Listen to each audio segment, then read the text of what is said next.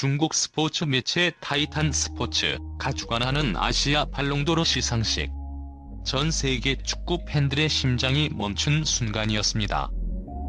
한상 위에 불멸의 킹 2호 명대자, 그 이름의 무게에 현장은 숙연해졌습니다. 10번째 왕좌. 그 누구도 감히 도달할 수 없으리라 여겨졌던 이 신화적인 기록의 주인공은 바로 토트넘 호스퍼의 캡틴이자 아시아 축구의 살아있는 신화, 손흥민이었습니다. 그의 10번째 수상은 단순한 개인의 영광이 아닙니다. 이는 아시아 축구 전체의 역사를 다시 쓰고 유럽 무대에서조차 감히 범접하기 어려웠던 크리스티아누 호날두의 지배력의 영역에 필적하는, 혹은 상징적으로는 그마저 넘어선 불멸의 기록의 완성입니다.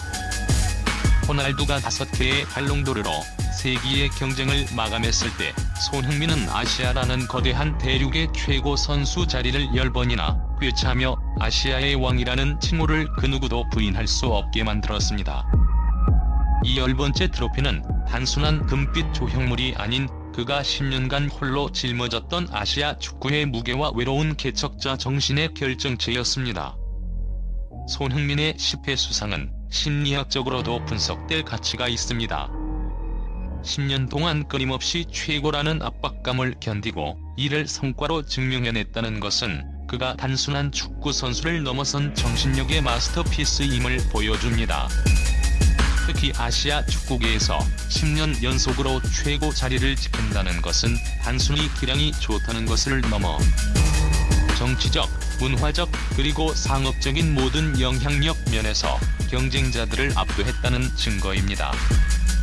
과거 아시아 축구의 왕좌는 끊임없이 교체되거나 일본과 중동 선수들이 번갈아 가며 차지하는 혼란의 시대였습니다. 하지만 손흥민은 이 혼란을 종식시키고 절대적인 손흥민 시대를 열었습니다. 그의 지배력은 유럽 무대에서 CR7이 보여주었던 무자비한 승리 공식과 흡사합니다. 그러나 호날두가 유럽을 떠나 아시아 축구의 중심부에 등장했을 때 전문가들은 손흥민의 지배력이 흔들릴 수 있다고 예측했습니다.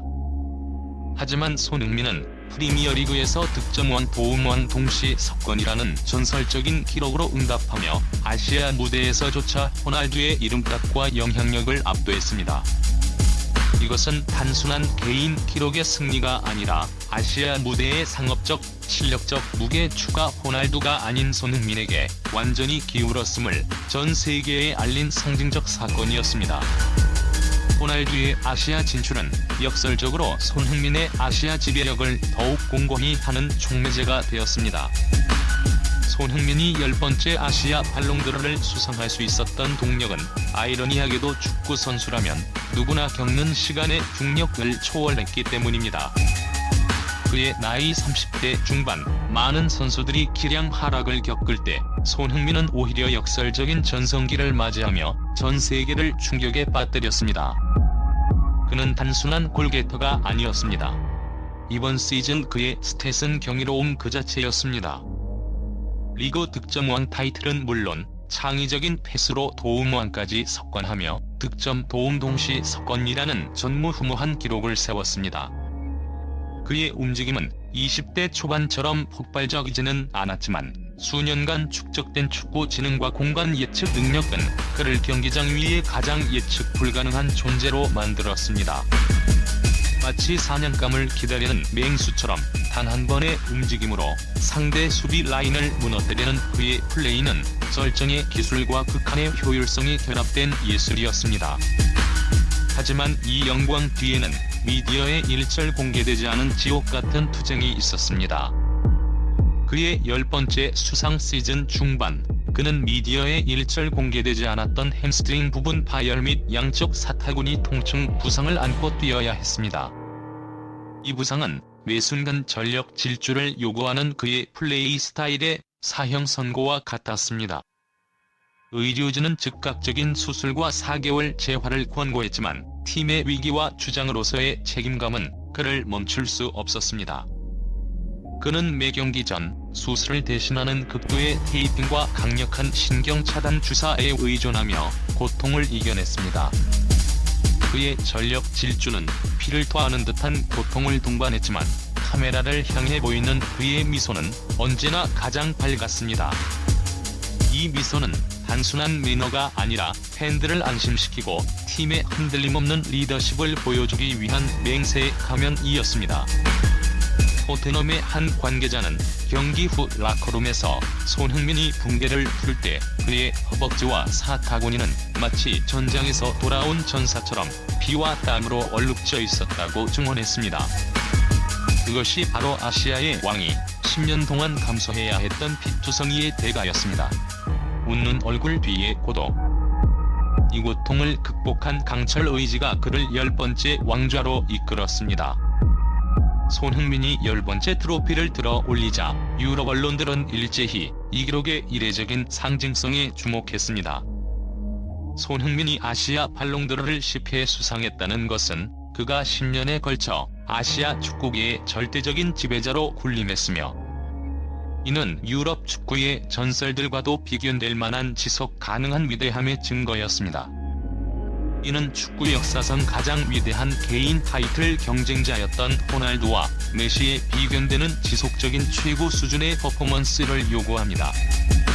비록 아시아의 상이라고 할지라도 유럽 리그에서 뛰는 수많은 아시아 선수들 일본의 미토마, 이란의 타레미 등을 제치고 10년 동안 정상을 지켰다는 것은 단순히 잘했다는 찬사를 넘어 그는 이미 아시아 축구의 영역을 넘어섰다는 냉철한 평가를 가능하게 합니다.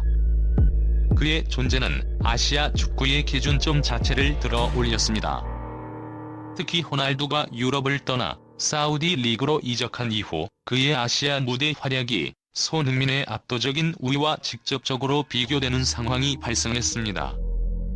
손흥민은 세계 최고의 리그인 프리미어 리그에서 득점왕을 차지하고도 아시아의 왕관을 놓치지 않았습니다. 이는 아시아의 축구 팬들에게 세계 최고와 아시아 최고를 동시에 증명하는 절대적인 존재감을 각인시켰습니다. 손흥민의 10회 수상은 더 이상 논쟁의 여지가 없는 선언입니다.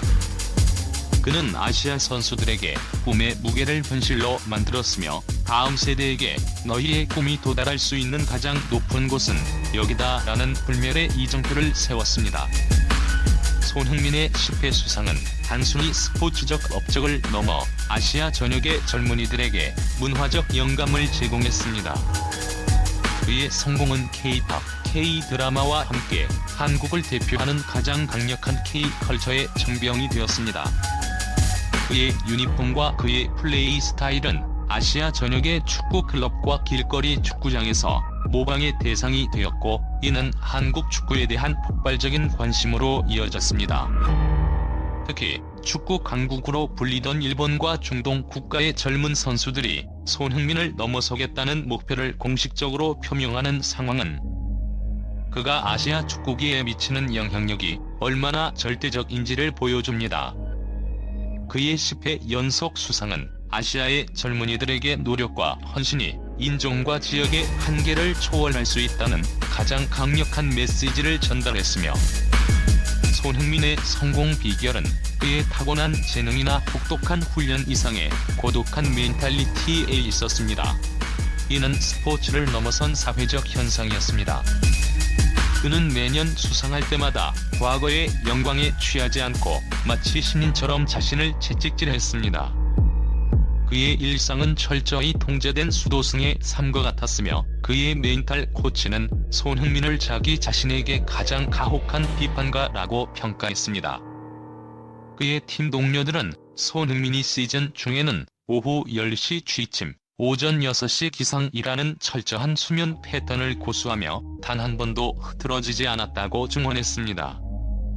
또한 탄수화물과 당분 제한은 상상을 초월했으며 팀의 회식 자리에서도 그는 오직 단백질과 채소만을 섭취했습니다. 이러한 극도의 자기 관리는 단순한 프로의식을 넘어 나는 아시아를 대표한다는 무거운 책임감에서 비롯된 것이었습니다.